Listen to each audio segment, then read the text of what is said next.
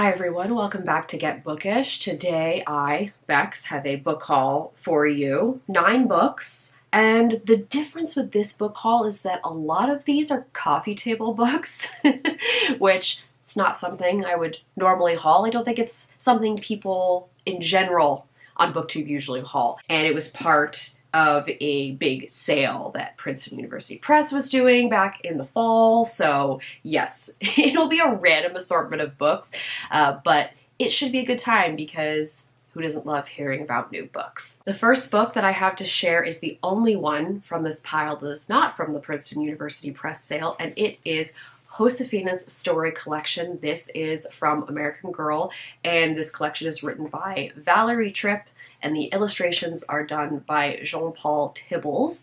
And last year I read Felicity's story collection. It was my first time ever doing that, and I did a series review on it, and I just had so much fun getting into that American Girl world again. In the chronological order of American Girl, Josefina is next, and I know even less about her story. I know that it's 1824 because the date is on the side there, and she is living in what is now present-day New Mexico, like the state of New Mexico. At that time it was not a state, but that is where this is taking place, and I know that her mama has recently passed away, and so she is dealing with that. But other than those few points, I really don't know anything about Josefina's story. I remember when I was little that I used to say Josefina because I didn't realize that it was Spanish.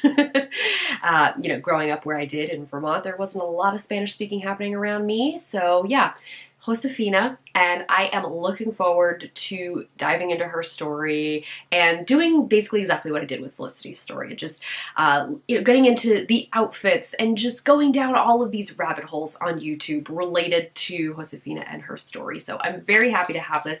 Thank you to my parents for finding it on eBay. This is a semi-well-loved copy, but I'm so glad that I have in my collection now. As mentioned, the rest of these books are all from the same place. I do have 3 books that are not actually coffee table books, but they definitely are more academic leaning.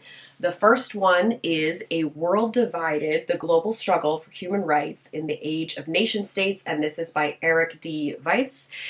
This one is pretty self-explanatory on what it's going to cover. It is going to look at the formation of nations in more recent times and how the human rights laws generally tended to develop to protect certain groups within those countries and leave out others. So we're looking at that challenge of how do we make human rights, international human rights, for all. Some of the specific topics that this is going to focus on are things like America and the Indian removals in the North Country. Brazil has an entire section about slavery and emancipation. There is a section on Palestine and Israel, so we are dealing with some things that are very much affecting us to this day.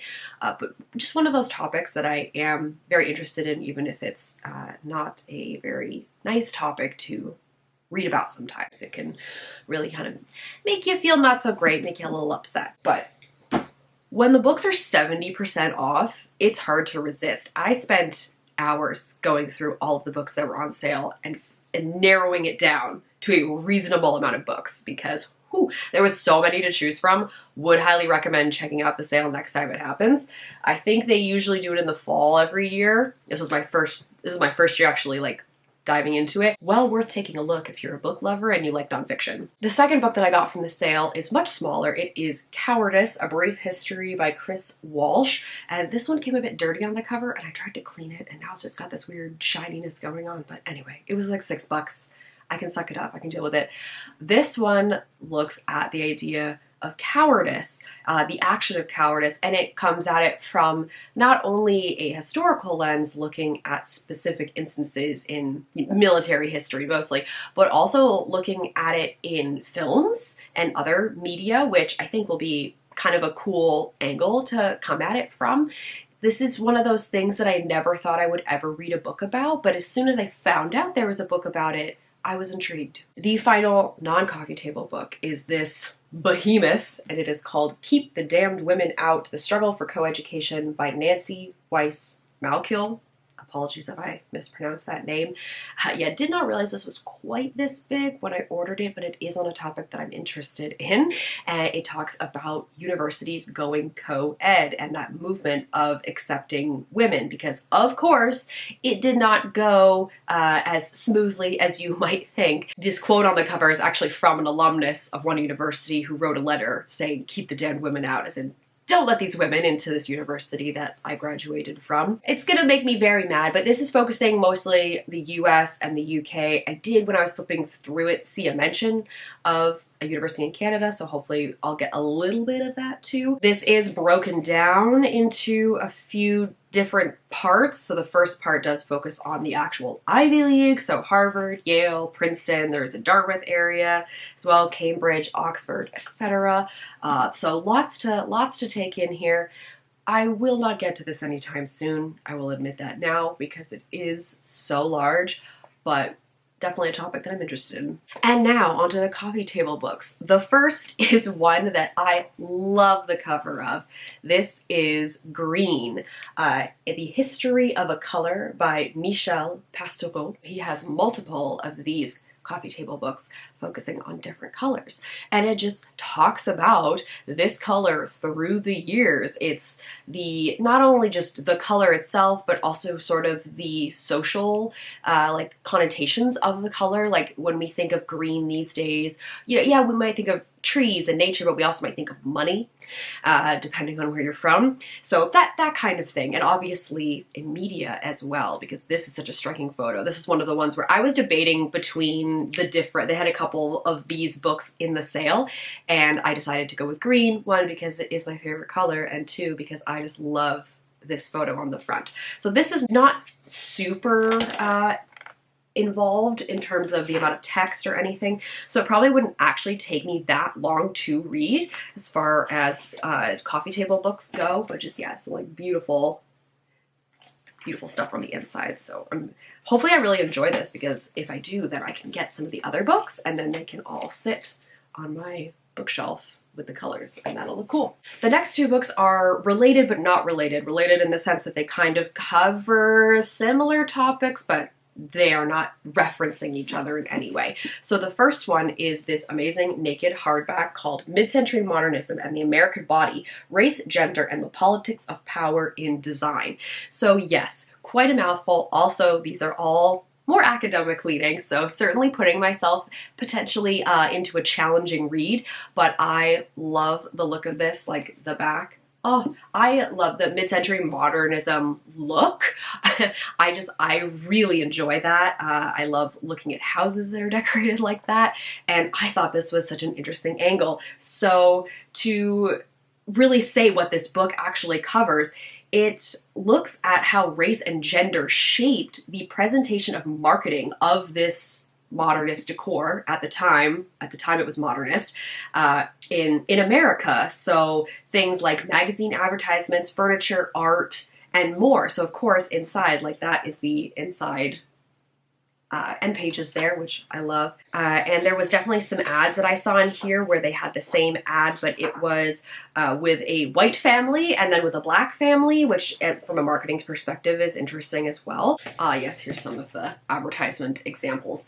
So just such a niche topic, but I love the way this book is presented. Even the spine looks so cool. So what a good find. What a good find. I realized I forgot to mention the author of this book. It is Kristina Wilson. So here we go. This is the other book that is related, but not exactly related. This is Houses for a New World, Builders and Buyers in American Suburbs, 1945 to 1965. This is by Barbara Miller Lane. And this focuses on the houses themselves, not necessarily the things that are going in it like this one does, but this is covering similar time periods. So there's going to be probably some crossover there. And this is looking at the building of tract houses, these massive developments that were being built outside, like all over the US, but this one is focusing on areas around Los Angeles, Philadelphia, Chicago, and Boston. And in the inside here, we can see, you know, photos of these houses and then also layouts and whatnot. So once again, if you're into houses, like even since I was little, I remember walking by people's houses and just like wanting to see the inside, to see kind of like how it was built, like how it was set out, and like how they had chosen to design it, so to say. And there's, yeah, just this one has a bit more text, one of those nicher things, but just such a cool topic for me. And like I love this period of history as well, so it just in general, so we got a couple of things crossing here that I'm interested in. And now to go from the things inside the house to the house itself to where the house might be located, I have Atlas of Cities, edited by Paul Knox. I love this cover. It's so cool. And that's what the spine looks like. So that'll look great on the bookshelf. And this one breaks down cities into sort of these groups. So looking at different aspects of them, like the physical, economic, social, and political structures. And so in order to do that, he's kind of come up with different ways to categorize them. And this book is full of infographics, and it's all in color, which I very much appreciate. So the first section that covers actual cities is about the foundational city. And so the main cities, the core cities for this are Athens and Rome, which makes sense. And then they've got secondary cities that they also talk about, like Syracuse, Marseille, Alexandria, Constantinople, Babylon. There's also the imperial city, which the core one is Istanbul, but it also focuses on St. Petersburg, Mexico City, Vienna, etc. And they've got tons of different categorizations, talking about the movement of people. There's even one that's like the celebrity city, so Los Angeles. Kind of hard to show them to you, obviously, because they're so big and they're all a bit shiny, but just amazing that I could get this for such a good deal. This is why it's so exciting, because something like this would normally cost $50 US, according to the back. So good deal. And the last book that I have to show you in this bit of an odd book haul is Protest, A History of Social and Political Protest Graphics by Liz McQuiston. I love the colors on this cover, and once again, the spine is very shocking, like it really stands out. So this one is focusing on different eras. So the first section focuses on the 1500s to the 1900s. So it's definitely, taking a big jump, looking at, things from back in the day. Apologies for the shininess.